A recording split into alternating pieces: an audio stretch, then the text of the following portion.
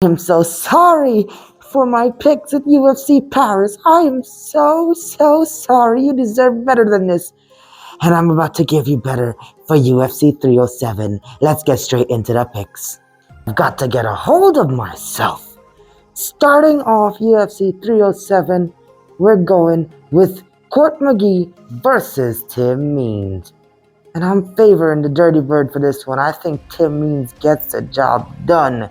McGee has been way too inactive for my taste. I think his chin has been weathered, even though he's taken enough time off from that Matt Brown KO. That was brutal, and you don't ever come back from something like that the same. Tim Means, yes, he's won one fight out of his last 5, but he has been more active. I think he's a better striker. I think his submission defense is good enough. I don't think he's going to be shooting in for a takedown like he did against Alex Morono and get caught in a submission like he did. Low confidence, Tim Means to get the job done. Moving on to the next fight.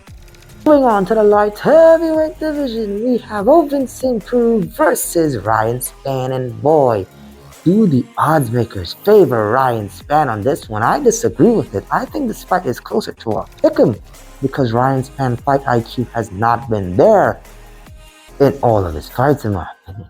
He has so much power and can put fighters away, and Ovince in Preux can definitely get cracked. However, I think he's going to be able to survive. It's not going to be something he hasn't seen before, so I think he's going to be able to avoid the power shots and survive. Ryan Spann, I think he jumps guillotine way too much. Most of his wins come by way of guillotine, and Ovince in Preux has a perfect counter for guillotine, the Von Flue choke or the Simplou choke.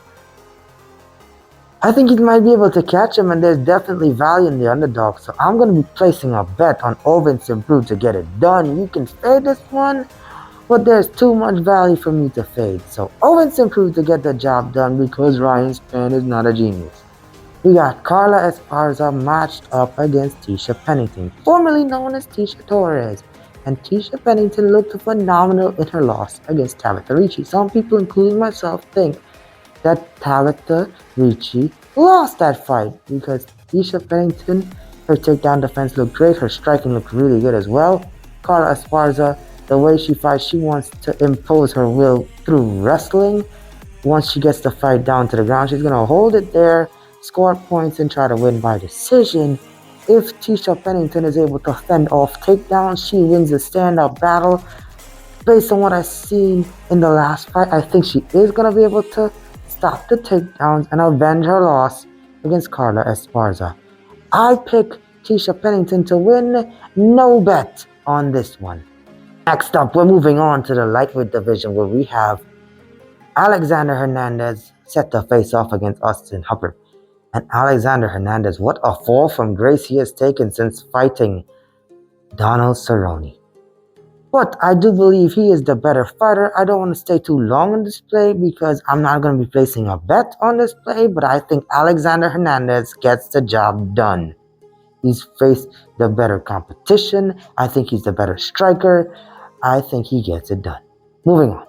On to the middleweights, we got Ihor Potieria set the face off against Cesar Almeida. And hey, Ihor has been so active. Even though he came off a loss against Michel Pereira, he has been very active as a UFC fighter, so kudos to him. However, he set the face off against a really talented striker in Cesar Almeida. Cesar Almeida coming off a decision loss to Roman Kopylov.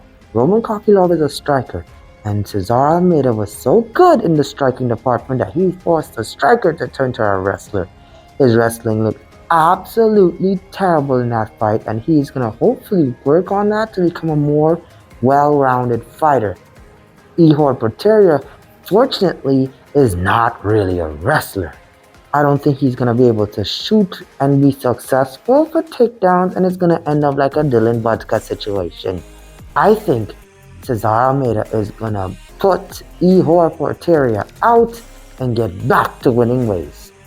Now on to the women's strawweight division. We have Marina Rodriguez set the face off against Iasmin Lucindo, and The odds favor Lucindo. The form favors Lucindo. She's a really good fighter, but I think she's bitten off way more than she can chew against Marina Rodriguez. I think her striking is good enough to keep Lucindo at bay. She's going to score points, and I believe she's going to be winning a decision. So my side is going to be Marina Rodriguez. I'm not going to place a bet because me and WMMA just simply don't mix. I know I haven't been placing much bets for the past couple fights. I haven't liked the matchups, really. The odds wasn't there for most of them. But now we're moving on to betting territory.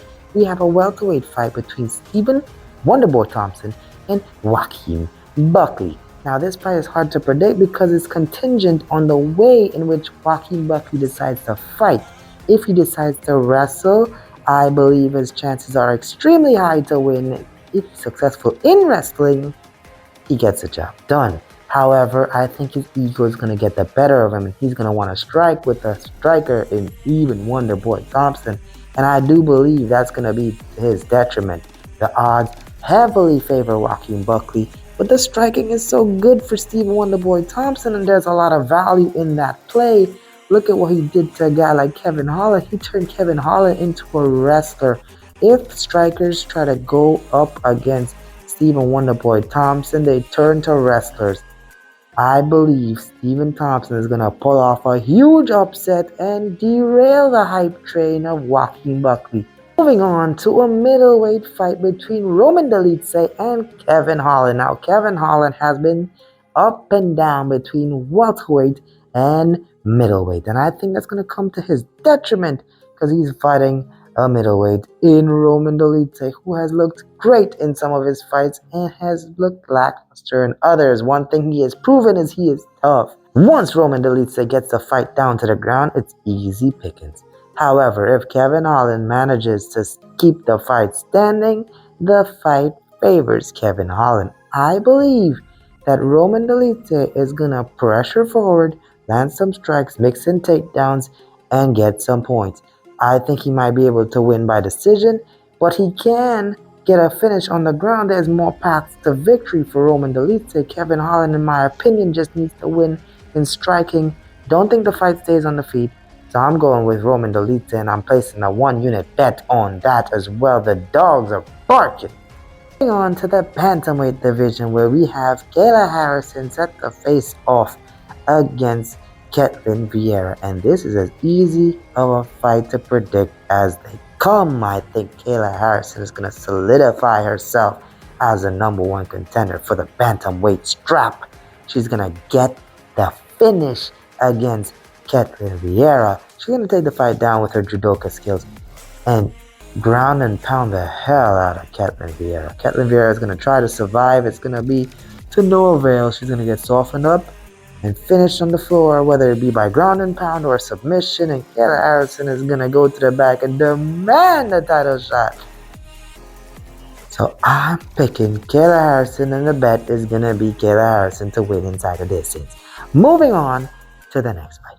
Moving on to the bantamweight division, where we have Jose Aldo. Can't believe he's still fighting, but Jose Aldo set the face-off against Mario Bautista. And Jose Aldo, have you seen how he looked against Jonathan Martinez? He had no business doing it to that man like that.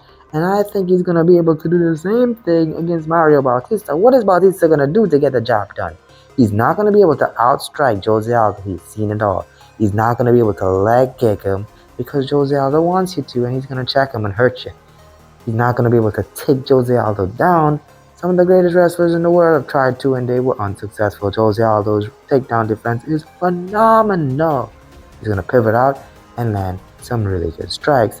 I don't think he's going to be able to get the finish. I think Bautista is going to show some durability. It's possible, but don't risk that. I think there's value in the play for Jose Aldo to win. He's already the underdog. Just place a unit like what I'm going to be doing on Jose Aldo, money line. Moving on to the co-main event of the evening, we have Raquel Pennington set the face-off against Julianna Pena, and this is as weak as the bantamweight division has ever looked in its entirety.